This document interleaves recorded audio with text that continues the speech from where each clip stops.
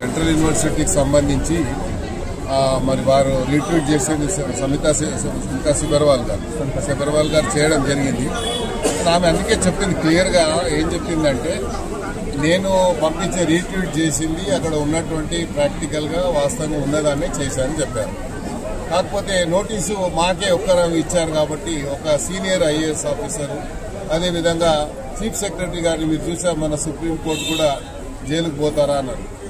మరి శాంతకుమారి గారు senior IAS officer, ఆమె టోటల్ క్యారియర్లో ఎక్కడ కూడా ఆమెకు చెడ్డ పేరు లేదు. కానీ మన సుప్రీంకోర్టు కామెంట్ వల్ల ఆమె ఎంతో హ్యూమిలేషన్కి గురైందని మనం అర్థం చేసుకోవచ్చు.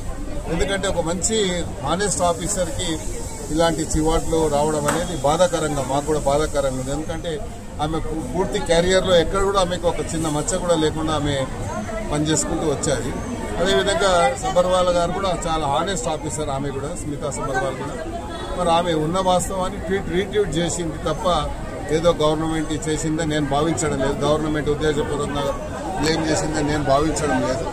ఎందుకంటే గచ్చిబౌలి ఏదైతే ఇష్యూ ఉందో అక్కడ డీప్ ఫారెస్ట్ ఉంది అని చెప్పి రకరకాలుగా వచ్చింది కాబట్టి మరి దాని ఇష్యూలో ప్రభుత్వం మళ్ళీ పునరాలోచన ఉంది అనేది మనం చూస్తా ఉన్నాం.